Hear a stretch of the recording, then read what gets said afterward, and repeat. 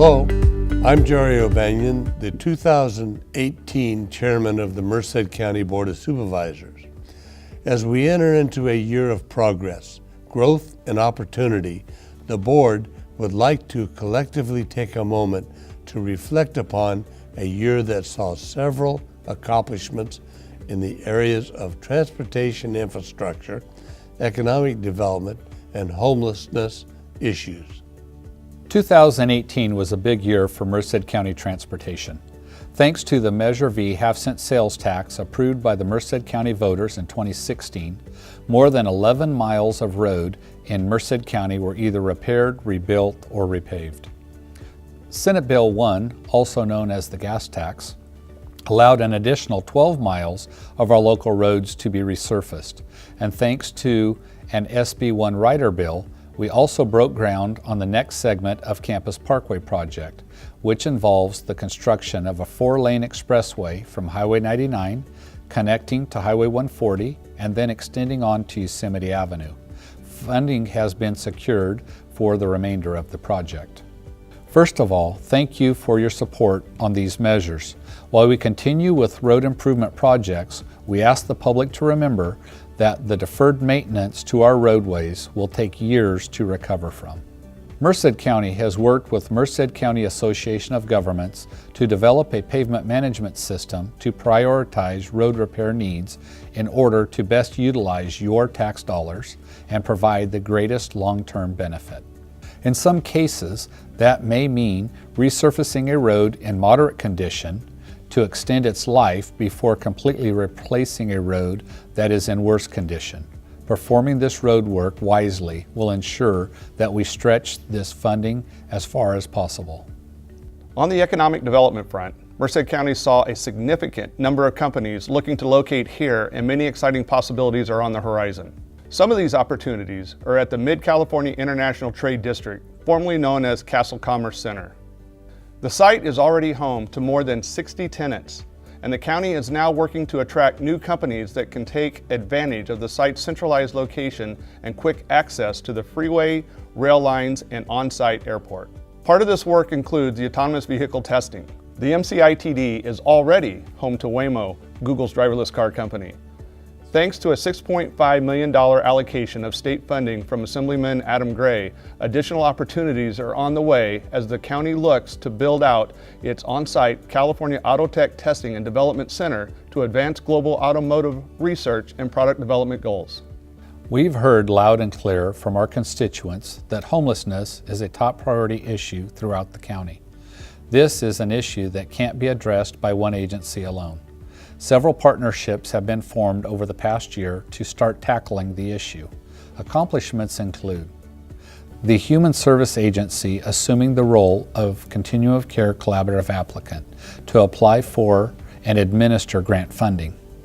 The opening of the New Direction Outreach and Engagement Center, which brings together county and community-based organizations to better address homelessness needs. The creation of an encampment task force to increase coordination efforts between county agencies when responding to encampments, and the state funding that was secured to better address treatment options.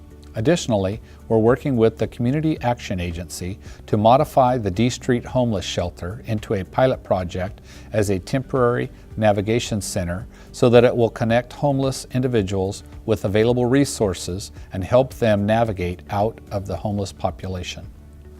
We'll continue coordinating our efforts with those of the rescue mission as it develops its new site. And we'll also continue to work with the City of Merced on the affordable and permanent supportive housing project at Childs Avenue and B Street. This is a long-term issue being dealt with by communities across the state.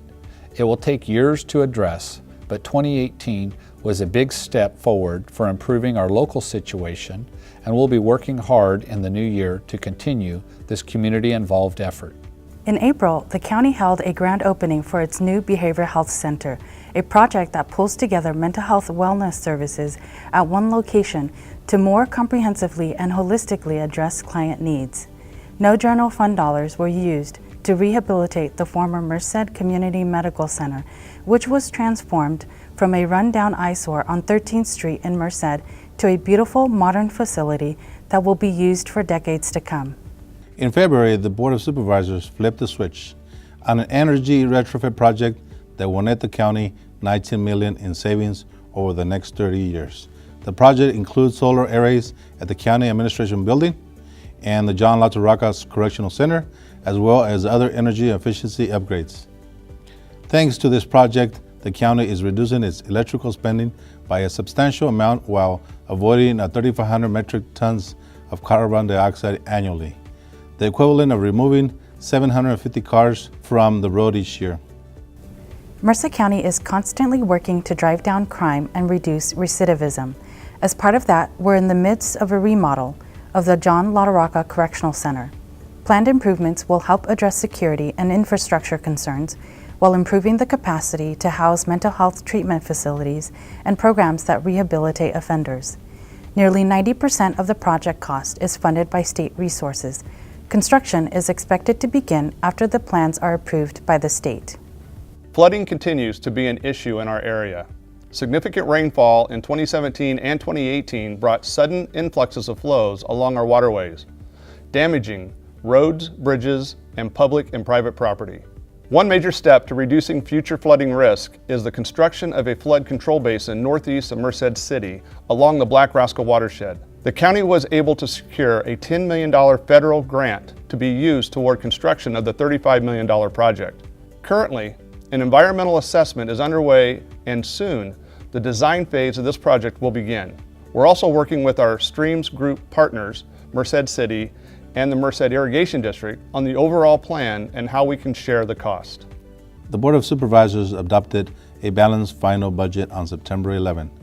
The board bolstered reserves by $1 million, fully restoring the fund to the pre-recession level of $31.1 million. The board moved forward on the initial phases of a long-term parks improvement plan, which will bring repairs and upgrades to our 13 county parks. $1.5 million was set aside to be used on repairs and improvements to community and veterans halls. And $1 million was dedicated to be used as seed money for repairs on the Merced County Courthouse Museum. Thanks to prudent spending and a focus by the board on a long-term fiscal stability, we are now much better positioned to deal with future downturns in the economy. In closing, I would like to personally thank the community after serving as Merced County's District 5 Supervisor for 28 years. As of the publication of this video, I will be officially retired from the board. We're in good hands with the current Board of Supervisors, which includes my successor, the new District 5 Supervisor, Scott Silvera. I wish him and the rest of the board the best of luck moving forward. Thank you for watching, and thank you for a wonderful 2018. Now, we can look forward to a fantastic 2019.